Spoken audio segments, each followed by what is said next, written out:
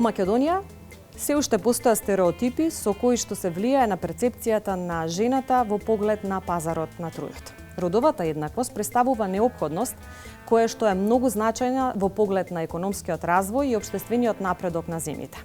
Низа земји превземаат најразлични политики со цел да ги разрушат бариерите, односно сите оние нешта кои што влијаат на перцепцијата во рамки на образованието со цел да ги спречат негативните фактори во идниот кариерен развој. Што превземаме ние?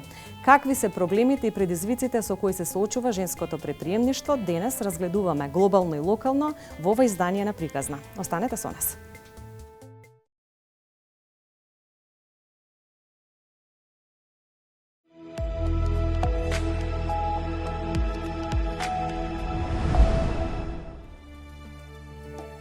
Малцинскиот статус на жените во економијата е различен, во зависност од секторите, но и од работните задачи кои жените ги извршуваат.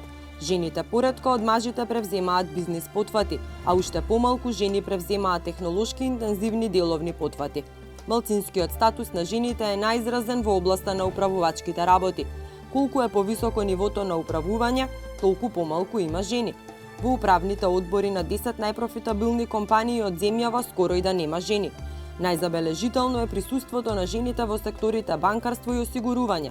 Во Македонија во просек учеството на жените во раководењето на компаниите изнесува 19%, а во 44% од акционерските друштва нема жени во управни и во надзорни одбори. Во изминатите години може да кажеме дека постои некаков тренд на зголемување на учеството на жените во управувачките тела во компаниите. Меѓутоа, според последните статистики, учеството на жените се движи негде меѓу 5 и 7% во управувачките тела, додека на главните извршни позиции, односно како председателки на управи, се уште процентот е низок и се движи околу 2-3%. Рангот на наблюдувани земји според индексот на глобален родов јас и показателите на економската партиципација и пристапот до можностите го покажува значителното заостанување на Македонија во однос на некои земји од своето соседство.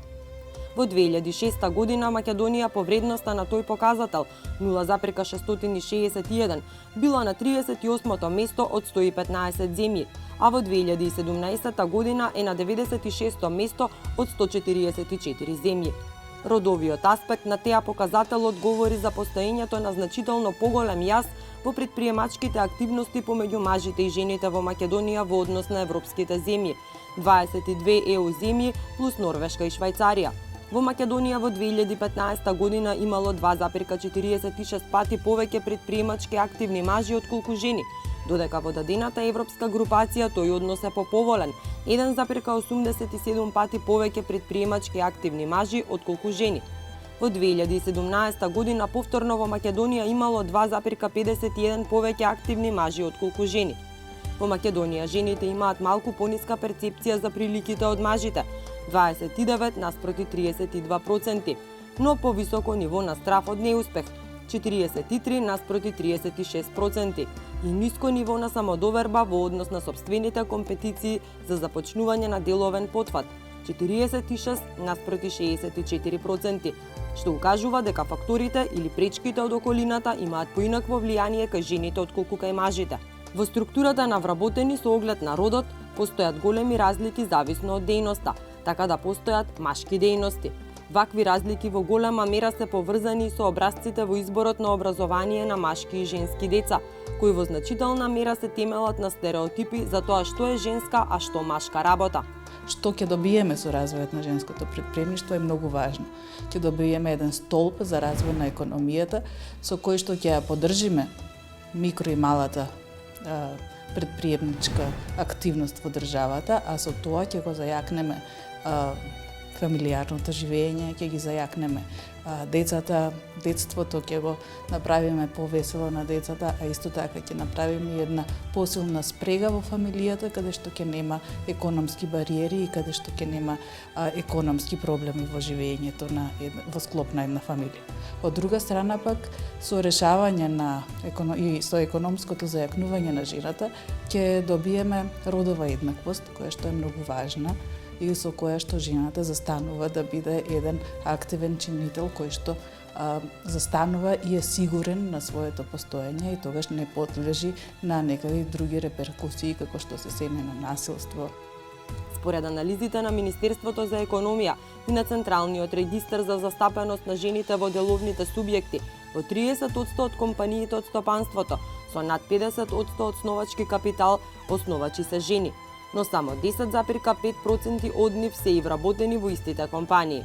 Ова покажува дека станува збор за микропредпријатија, односно за семејни бизниси со одредени дејности како трговија, преработувачка индустрија, услужни дејности, социјала и здравство.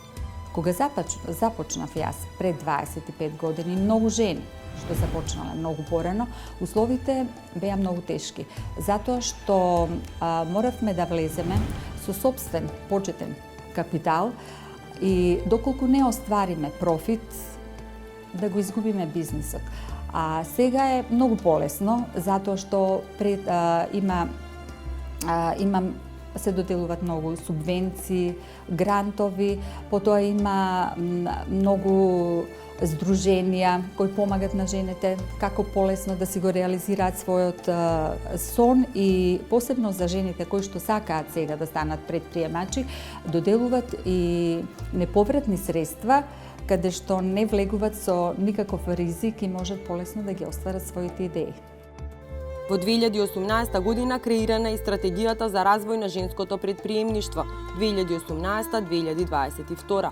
Во октомври 2020 владата доделила решенија за исплата на субвенции на 11 компании основани и управувани од жени кои ги исполниле условите за јавниот повик за финансиска поддршка за женско предприемништво.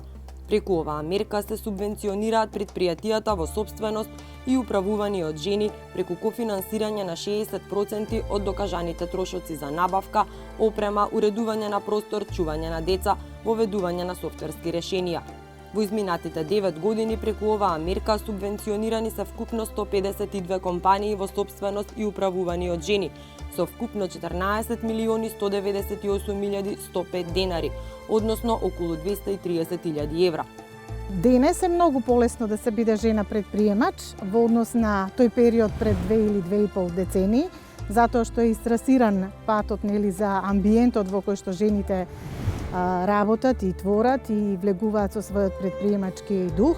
Меѓутоа, денеска има и многу други поддршки, едукативни, нашите институции ги пружаат, исто така и европските институции.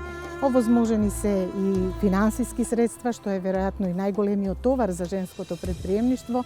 Овозможени се европски фондови, поволни кредити, така да денеска е многу полесно да се биде во женското предприемништво, меѓутоа сепак мал е процентот на жени предприемачи и мора да се работи на вакви проекти како што работи агенција Марели, како што вие од новинарската фела работите, особено во делот на руралната жена.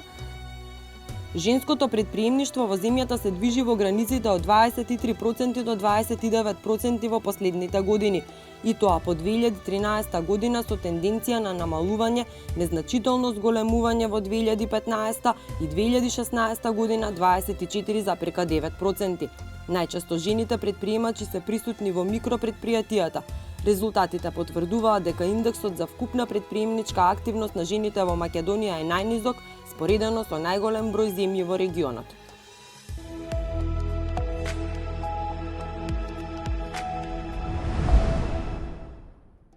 Започнав пред 16,5 години скоро. Започнав како вонреден студент и буквално како хоби. Почнав да изработувам покани, бомбончиња, китенки, значи некои основни работи што се за свадбите. Како што поминуваше време, како што почнаа да доаѓаат невести, да им заработувам дел од работите што ми се потребни, све поголема беше жилбата за да напредувам нагоре. После 3-4 години се појави сајм на венчавки во Скопје. Бев најмладиот учесник на сајм. И можам да кажам дека така започна све. Значи, све повеќе и повеќе се вложува во работата, во истражување, во набавки, посета на сајми. Почнав да посетувам многу сајми надвор од државава. Пред се, посебно мене ми е важна поддршката. Ја имам најмногу од фамилијата, која почнав да работам од дечкото, сега мој сопруг. Постојано беа тука со мене. Он буквално беше, значи, во секој голем настан, секоја декорација беше со мене. Татко ми, мајка ми, брат ми и сите. Значи околу мене као дури на секој успех мој се радува затоа што не беше нели нешто ново, нешто различно. Можам да кажам дека сум првенец во многу работи во однос на цвеќињата, свадбите, крштевките, родендените. Мислам дека моето мото е тоа што сака да работи, што има мотивација и желба дека ќе успее во све. Сме имале многу пречки, многу падови, значи како и секој бизнис, посебно со пандемијава. Последно што ни се случи, кога затворија све, кога работеваше све до 4 сат, кога викендите беа затворени, јунака ни беше страв како понатака ќе продолжиме, затоа што дел од свадбите, крштевките, родендените, значи оваа година нема ништо, сведено на нула. Ние се вложивме максимално во нашиот бутик, значи со достава, деливери до дома, солзи, радосници, гушкање и бацување, онака виртуелни поздрави имаше многу, што се повеќе ни даваше мотивација да продолжиме понатака цела пандемија да истераме. Ни сите овие 16 години, пак ќе кажам, имало многу препреки, али ако се сака, мислам дека се успева све. Само храбро и само напред. Ќе успеете во вашата желба. Трансформација. Новинарката Ида Протогер-Велковиќ, дипломиран психолог, стана системски и семеен тренер во Австрија. Нејзината приказна од Виена во ова издание на Приказна.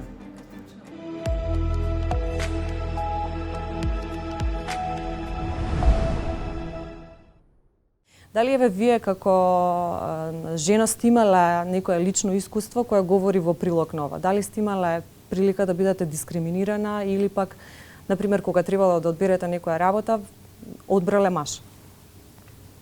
Добро, мојот случај е малку специфичен затоа што во мојот случај Македонија представува пионер во не само во Европа, туку и во светот.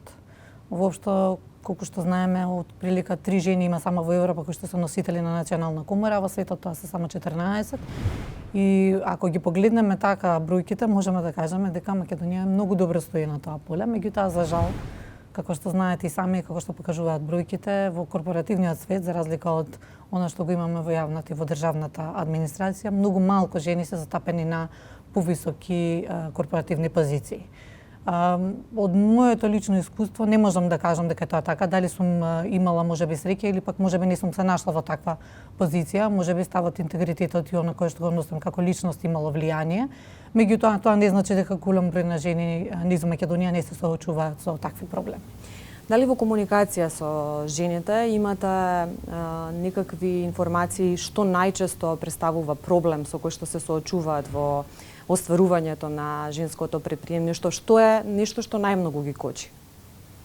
Добро, женското предприемништво воопште како предприемништвото е отпочнување на нешто за да направиш бенефит не само за себе си, за своето семејство, туку и за пошироко во економијата, на националната економија. Значи ова се луѓе кои што има добри идеи, кои што имале храброст, кои што имале, да кажеме, волја да отпочнат нешто самите и да не бидат терет, да кажеме, на буџетот на државата, како што сега гледаме во последно време, најголема желба на младите е да се остварат, да се реализираат во јавната администрација. Овие се луѓе кои што имале храброст, кои што имале волја, кои што направиле бизнис план, кои што направиле финансиска конструкција, кои што се обидуваат нешто сами да направат на пазарот, што е исклучително тешко.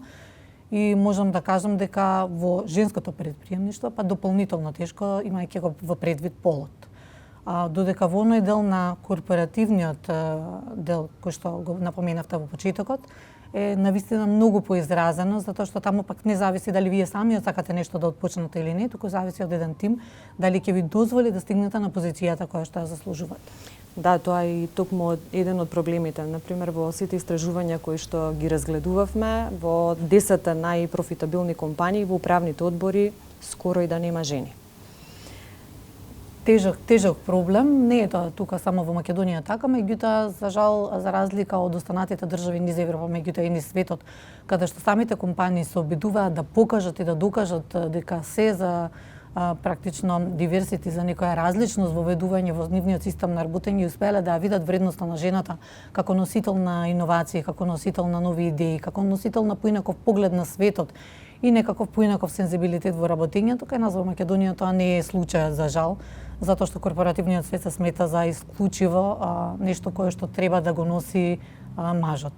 Верувам дека проблемот со кој што се соочуваме ние тука е повеќе од аспект на тоа дека немаме меритократија во државата.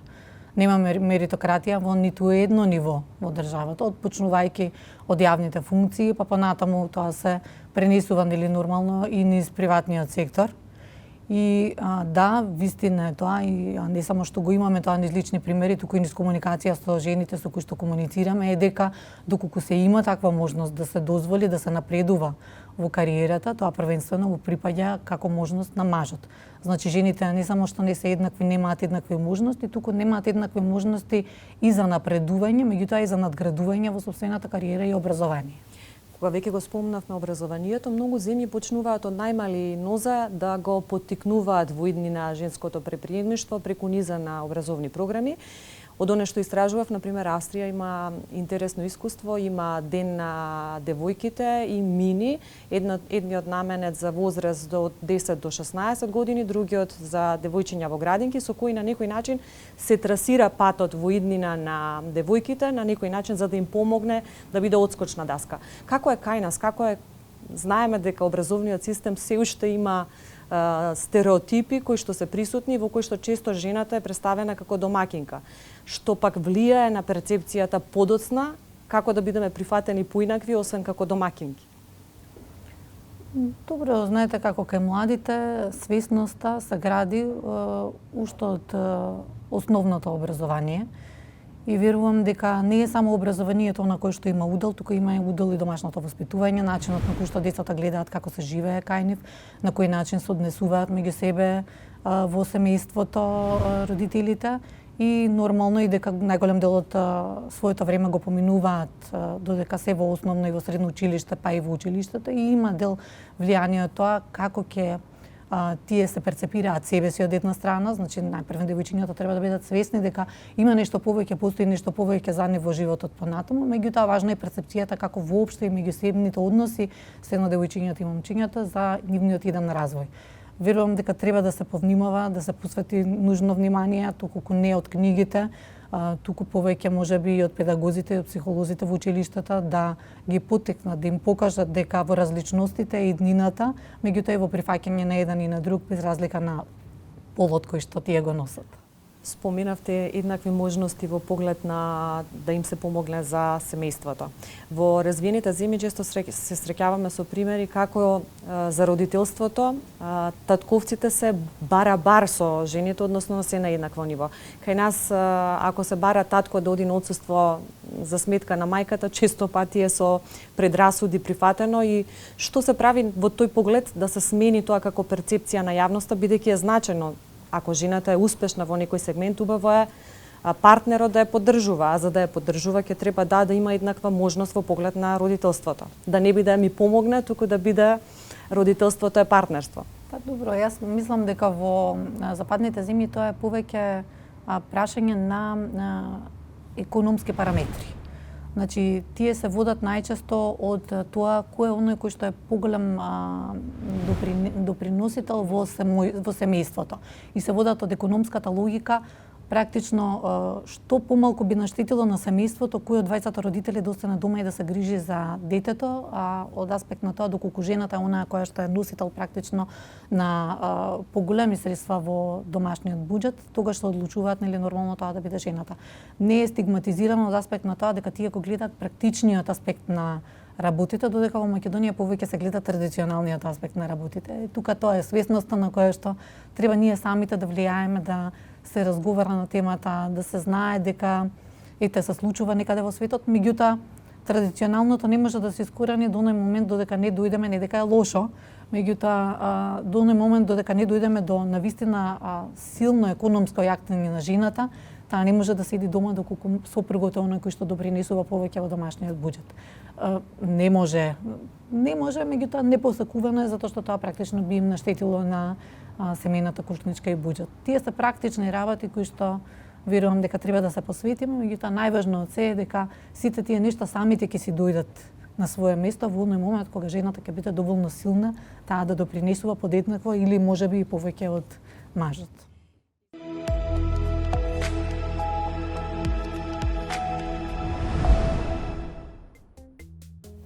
Иако во сите светски документи се зборува за избалансираност, односно еднаквост помеѓу правата на мажите и жените, сепак ова на терен праксата покажува дека не е баш така. Како е глобално и локално, дознаваме во истражувањето кое што ви го подготвивме. Останете со нас. И глобално и локално жените се мнозинство од населението во светот, но не се доволно застапени во пристапот до можностите од преземање на бизнис потфат до управување, од вработување до политички ангажман. Еднаквоста меѓу жените и мажите е фундаментална вредност на Европската Унија, гарантирана со нејзините спогодби и повелбата за основните права во Европската Унија. Родовата еднаквост представува необходност за економскиот раст и општествен напредок на земјите. Женското предприемништво представува огромен неискористен извор на иновација, креатор на нови работни места и економски растеж. И јавниот и приватниот сектор низ светот се повеќе му даваат заслуга на женското предприемништво како една од водечките движечки сили, особено во време на финансиска криза. Појавата на жени предприемачи во развиениот свет тесно е поврзана со демократизацијата на општеството, поточно со еднаквите можности за мажите и жените, пред се мислејќи на образованието, но и во науката и политиката. Во Канада и Германија постојат повеќе од 1 милион жени предприемачи. Во Шведска тој број се движи помеѓу 28% од новите бизниси. Во Јужна Кореја, жените се сопственички и раководат со фирма во 36% од фирмите. Во Англија, 26% од вкупниот број предприемачи се жени, а 28% во Соединетите Американски држави. Иако во населението на Европската Унија има повеќе жени отколку мажи, 52% наспроти 48%, жените сочинуваат само 1/3 од самовработените во Европската Унија, односно 34,4% и 30% од стартап предприемачите. Многу земји во Европската Унија развиваат политики во насока на рушење на родовите стереотипи во изборот на образование. Австрија има годишен ден, Ден на девојките, од 2001 година. Со овој настан, девојчињата на возраст од 10 до 16 години се охрабруваат да истражуваат нови идеи за кариера со фокус на технологија. Паралелно со него постои и Ден на девојките, Мини, од 2015 година, со кој им се дава можност на девојчињата на возраст помеѓу 4 и 6 години да експериментираат и да дознаат повеќе за техничките и научните феномени на почетокот на нивното образование. Искуствата во градинката, покажале податоците од овој настан, можат значително да влијаат на детското понатамошно образование и избор на кариера. Германија, иако има жена на позицијата канцелар, сепак според уделот на жените во управите на компаниите заостанува многу. Германија е единствена земја во споредба со другите во која ниту една од главните компании од берзата нема женски извршен директор. Токму поради овој факт, Германија направи историски чекор со носење на одлука која подразбира дека во управен одбор со повеќе од 3 членови, 30% треба да бидат жени. Во насока на поддршката на женското предприемништво, Европската комисија ја основала мрежата на европски амбасадори на жени предприемачи во 2009 година, а во 2011 е основана Европската мрежа на ментори на жените предприемачи со задача да вршат промоција, поддршка и охрабрување на женското предприемништво. Жените амбасадори имаат задача да промовираат успешни деловни жени, како успешни примери за охрабрување на жените да сметаат дека предприемаштвото е реална опција за создавање на кариера и обезбедување на екзистенција. Менторите пак ги советуваат потенцијалните предприемачи со практични совети за нивното работење, почнувајќи од финансиски извори до обуки и образование.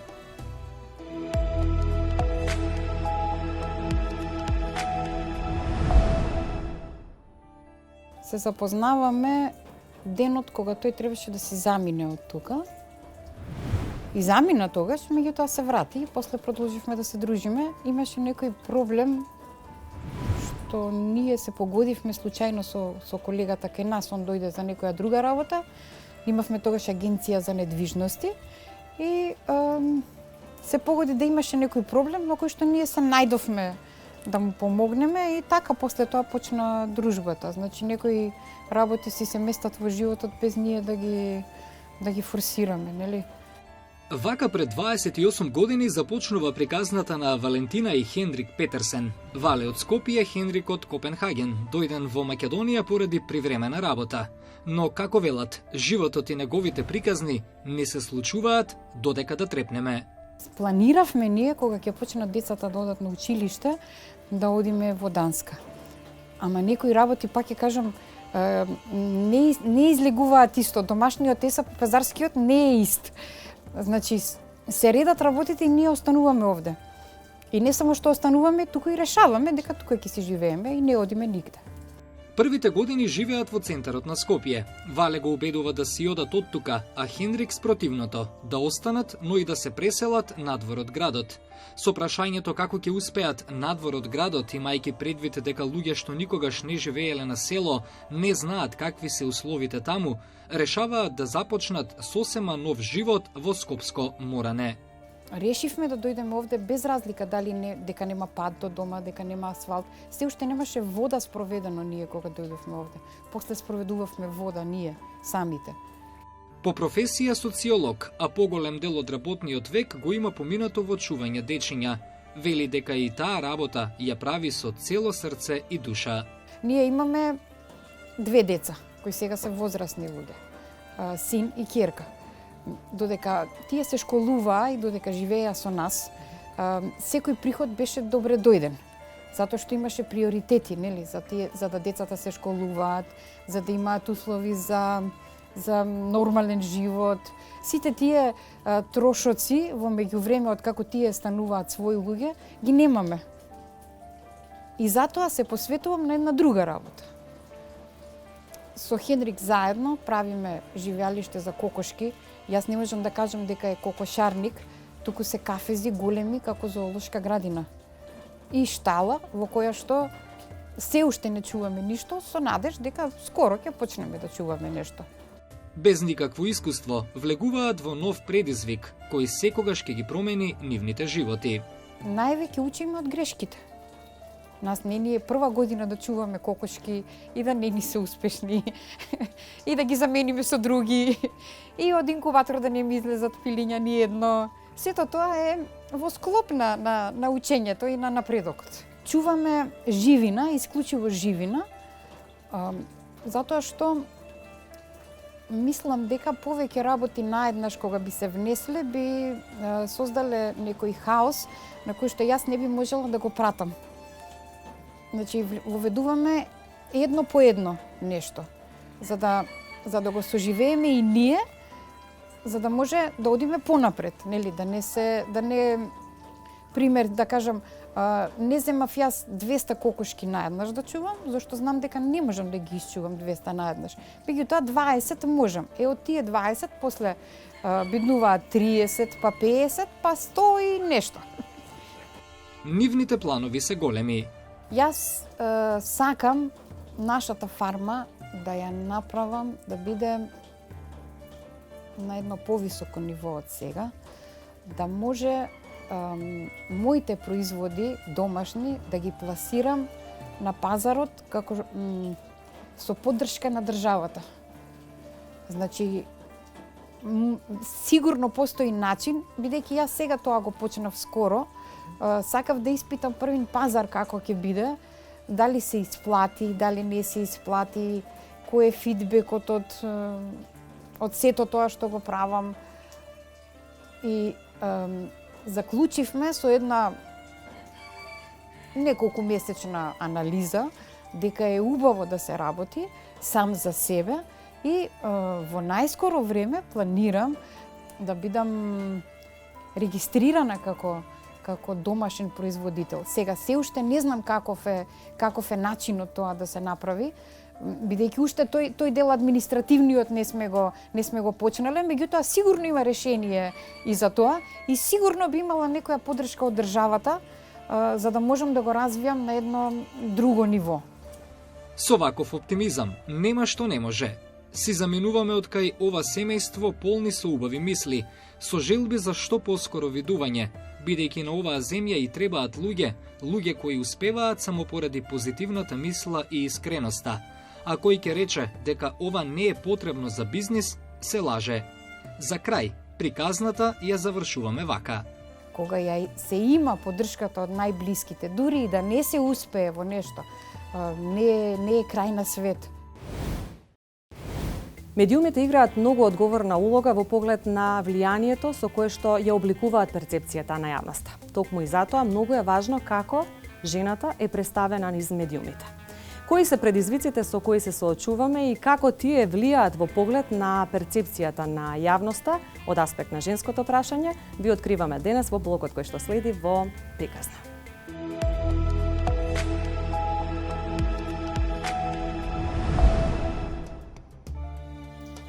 Жените низ историјата биле перципирани како послаб пол и страдале во општествата под доминација на мажи, најчесто без никакви права и слободи. Последиците за жал се видливи и денес во секојдневието. Медиумите пренесуваат информации во емисии и реклами во кои жената ја представуваат како домакинка, секс символ или политичарка или менаџерка, чија деколте или изглед секогаш е главна тема. Многу често во медиумите, кога се објаснува професионално ликот на жената, тоа се прави преку призмата на физичката допадливост. Па така често се среќаваме со тоа како била облечена, каква фризура имала или дали била нашминкана, не баре тоа е клучно за успешноста на професионален план. Типични примери се најсекси или најубава пратеничка. По породувањето актерката се уште не си ја повратила линијата. Шик изглед на професорката. Пејачката ја запали публиката со својот изглед. Познатата манекенка се покажа како домакинка. За жал, ова е погрешно и влијае на стереотипи наместо да креира простор за еднаква родова застапеност. Жените често преку медиумите се опишани со карактеристики како што се убава, среќна, добра, срдечна, сладка и слично, односно со црти кои уште повеќе го зајакнуваат стереотипот дека жените треба да бидат добри и позитивни. Овој начин на комуникација преку медиумите како родово несензитивен јазик треба да се избегнува. Жените треба да бидат прикажани и застапени со достоинство. Поединците во медиумското представување не треба да бидат изложени на подсмев или стигма, или пак да добијат било какво помало значење поради полот, сексуалната ориентација и физичките атрибути. Препораки: јазикот на медиумите треба да биде родово неутрален. Мажите и жените се личности, нивниот приватен изглед не треба да биде пресуден во поглед на нивното кариерно доживување. Секој поединец треба да се представува преку квалитетите, вештините и знаењето кое го поседува. Мажите и жените во општеството се еднакви. Родовото подвојување на професиите во медиумското портретирање треба да се надмине. Професиите зависат од стручност, а не од родот на личноста. Мажот не помага дома, тој е партнер во заедницата со еднакви права и обврски.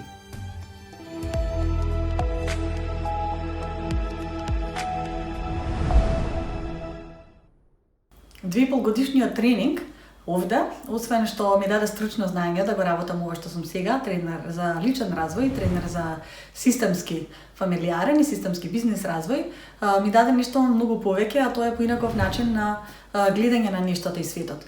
Ги разбирам сите оние кои не сакаат да ја напуштат комфорт зоната, бидејќи сигурноста е една од базичните човекови потреби.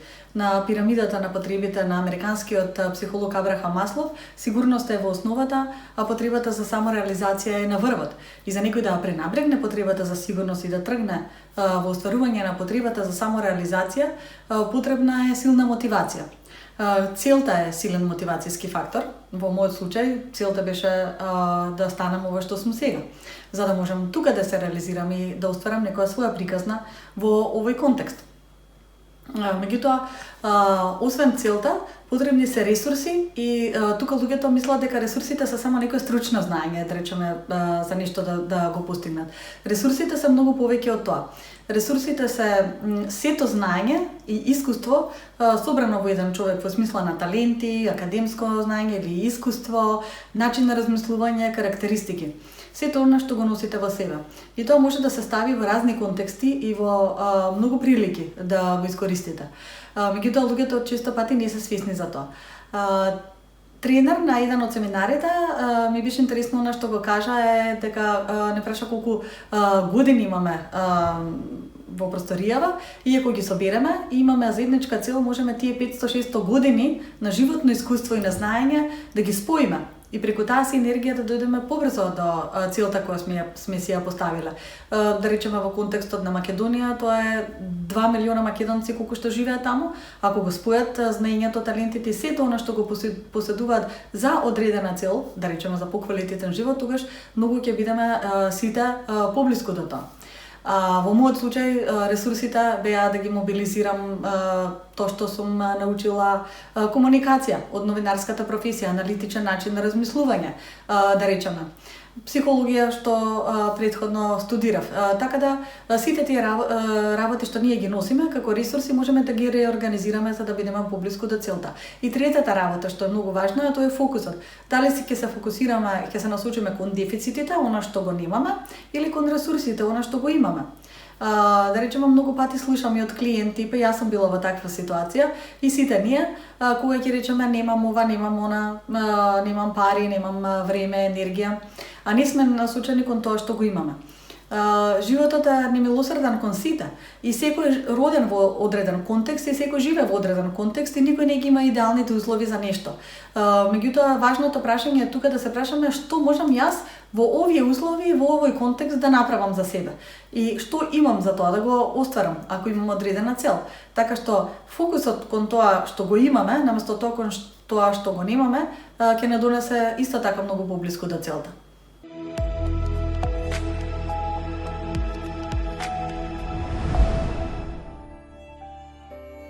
Британската биохемичарка Дороти Ходжкин разви кристалографски техники за истражување на структурите на биомолекулите и освои Нобелова награда за хемија во 1964 година, а со тоа стана и третата жена која освоила вакво признание. 5 години по добивањето на наградата, Ходжкин беше првиот научник која дешифрираше структурата на инсулинот. Мари Склодовска-Кюри не го смени светот еднаш, туку 2 пати.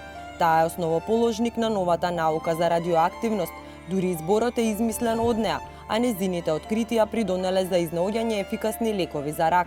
Таа е првата жена што доби Нобелова награда, прва професорка на Универзитетот во Париз и првиот човек кој ја добил Нобеловата награда повторпат. Мија Хам постигнала повеќе интернационални погодоци од кој било друг фудбалер и инспирира генерација адолесцентни девојки да се влюбат во спортот. Африканската земја Лесото има 95% писмени жени. Само 67 земји имаат правна регулатива против родова дискриминација во пракса. Во 18 земји во светот, мажите може да ја невозможат своите сопруги да работат. Жените изговараат 20.000 зборови дневно, тоа е 13.000 повеќе од просекот кај мажите. И денес поделивме убави податоци, убави приказни со кои што веруваме повторно ќе пренесеме убаво знаење кое што ќе може да се искористи во иднина. Ви закажувам следна средба следната недела кога повторно ќе третираме уште една интересна тема во приказна. Бидете со нас и тогаш. Довидување.